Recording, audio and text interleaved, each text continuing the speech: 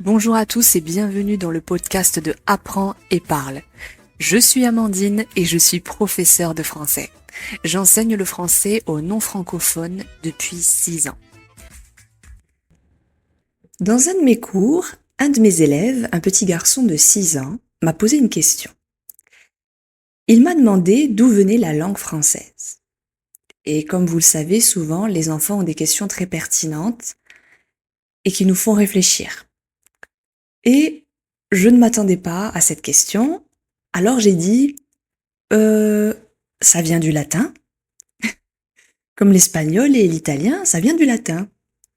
Mais il a soulevé une bonne question et je me suis dit, je vais faire un épisode. Bienvenue dans l'épisode 12 du podcast Apprends et parle, je suis ravie de vous retrouver. Je voudrais, avant de commencer, remercier toutes les nouvelles personnes qui m'ont trouvé sur Spotify parce que nous sommes bientôt, la communauté s'agrandit et bientôt, 500 personnes me suivront sur Spotify. Alors un grand merci parce que 500 abonnés sur Spotify, ce n'est pas rien. Je vous remercie infiniment. Merci beaucoup et bienvenue à tous. Donc, c'est une très bonne question qu'on m'a posée. Et on ne se demande pas vraiment d'où vient une langue, on se contente de l'apprendre, on voit quelques similarités avec une autre, mais c'est tout. On se demande rarement la source d'une langue, à moins de les étudier, les langues, d'être linguiste ou professeur ou d'être curieux.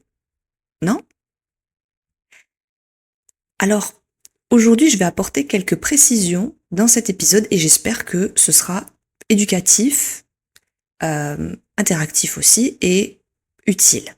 J'espère que vous apprendrez quelque chose de constructif et surtout en français. Alors, avant de s'appeler la France, ce pays s'appelait la Gaule. Eh oui. Et les habitants de la Gaule s'appelaient les Gaulois, pas les Français. Pas encore. D'ailleurs, si vous aimez les bandes dessinées, vous connaissez peut-être les aventures d'Astérix et Obélix, deux personnages gaulois qui combattent les Romains quotidiennement et qui résistent encore à l'envahisseur romain. Cherchez sur Google Astérix et Obélix. Vous verrez de quoi je parle.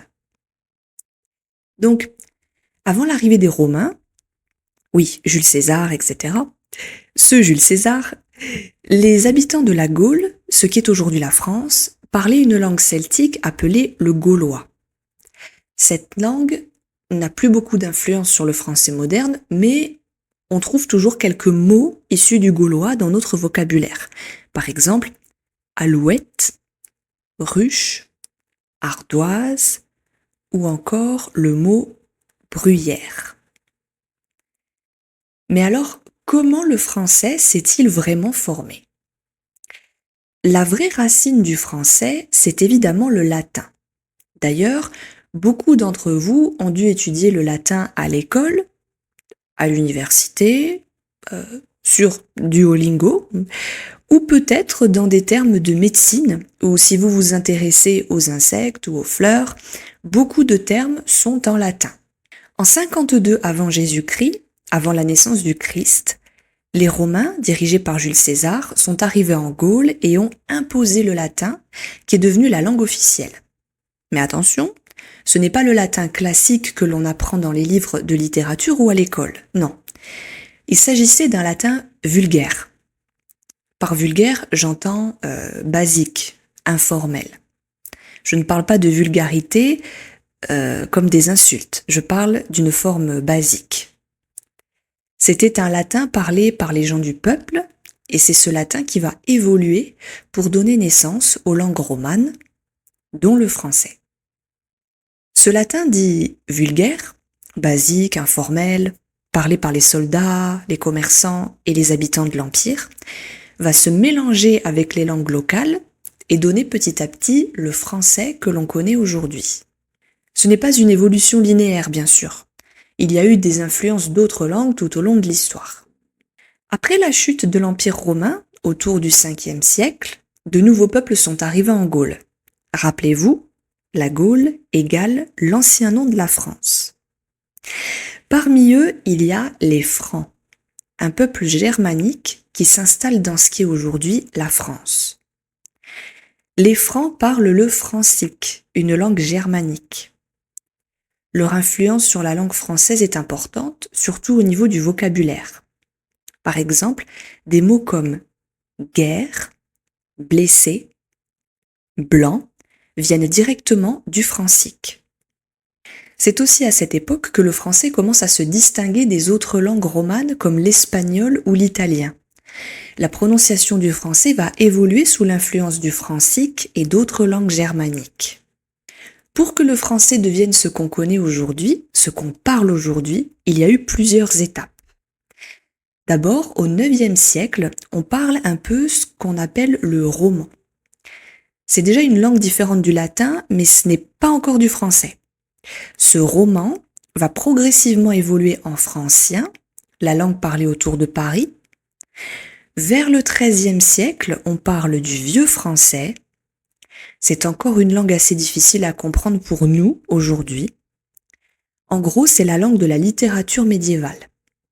Puis, au XVIe siècle, avec l'influence de la Renaissance et du développement de l'imprimerie, on commence à stabiliser la langue, à introduire des règles grammaticales et orthographiques et à créer le moyen français. C'est à ce moment que des écrivains comme François Rabelais et Montaigne influencent beaucoup la langue. On arrive ensuite au XVIIe siècle avec des étapes décisives pour la langue. La création de l'Académie française en 1635 par le roi Louis XIII. Cette académie a pour but de fixer les règles de la langue et de la protéger. L'idée était d'avoir une langue plus unifiée et standardisée, ce qui a été important pour le développement du français moderne. Donc vous voyez, il y a quand même une certaine évolution. Ça ne s'est pas fait en une nuit comme ça. On passe par plusieurs étapes importantes à travers les siècles. À partir de ce moment-là, le français se rapproche de ce que nous connaissons aujourd'hui, bien qu'il ait encore évolué depuis. Le français devient la langue de l'administration, de la culture et de la diplomatie en Europe. Et il faut savoir que c'est au XVIIe et XVIIIe siècle que le français commence à s'imposer dans les cours royales et les sociétés aristocratiques de toute l'Europe, de l'Angleterre à la Russie. C'est donc une langue de prestige et de plus en plus de gens veulent l'apprendre. Aujourd'hui, le français est parlé par environ 300 millions de personnes à travers le monde. Il est l'une des langues les plus influentes, non seulement en Europe, mais aussi en Afrique, au Canada et dans bien d'autres régions. C'est la 6e langue parlée au monde après l'anglais, le mandarin, le hindi, l'espagnol et l'arabe. C'est également la 2e langue apprise sur le globe et la 3e langue des affaires et du commerce. Le français se classe 2e parmi les langues étrangères les plus fréquemment enseignées à travers le monde. Il est également la 4e langue utilisée sur Internet, après l'espagnol, le mandarin et l'anglais, langue dont le vocabulaire a été fortement enrichi par le français. Pour en revenir au latin, j'ai pu moi-même découvrir quelques mots qui m'ont directement donné l'indication de l'étymologie française. Par exemple, prenez le mot epistula en latin, qui signifie lettre en français. En français, le mot est devenu épistolaire. Et avoir un échange épistolaire avec quelqu'un, c'est échanger des lettres, des courriers. Alors, pas des textos, de vraies lettres. Donc, le mot latin epistula donne naissance au mot français épistolaire. Ça fait sens, puisque ça parle des lettres. Ensuite, comment le mot français lettre est-il devenu lettre? Ça, je ne sais pas. Mais j'ai tout de suite remarqué et compris la racine latine du mot français épistolaire, rien qu'en voyant et en entendant epistula. J'ai tout de suite associé epistula avec lettre quand j'ai entendu ça.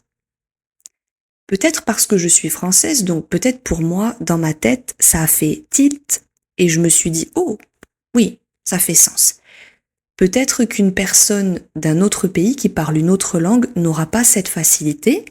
Peut-être que c'est plus simple pour les Français, les Italiens, les Espagnols, je ne sais pas. Mais en tant que Française, personnellement, eh bien, j'y ai trouvé du sens, un sens étymologique et phonologique. Prenez les mots suivants du latin au français. Écoutez bien comme la ressemblance phonétique est frappante. Admiror, admirer en français. Admiratio, admiration. Juvenis, l'homme jeune, un jeune homme. Mais aussi en français, le terme juvénile, être jeune. Natura, la nature. Formaticum, le fromage, qui signifie ce qui est formé, car le fromage est fabriqué dans des moules. Banca, la banque. Hortus, le parc. Mais en français, nous avons le mot horticulture, la culture des plantes, la culture potagère. Donc le mot latin hortus nous rappelle quand même le mot français lié au jardinage. Liber, livre. Le mot liber désignait une feuille de papyrus ou de parchemin avant de désigner un livre. Scola, école. Amicus, ami. Panis, pain. Pater, père. Mater, mère. Frater, frère. Soror, sœur. Ici, nous avons aussi le mot sororité, qui désigne un ensemble, un groupe féminin, notamment les sororités universitaires, les groupes de jeunes femmes qui se réunissent. Donc la racine latine soror est ici encore entendue. Filius, fils. Filia, fille.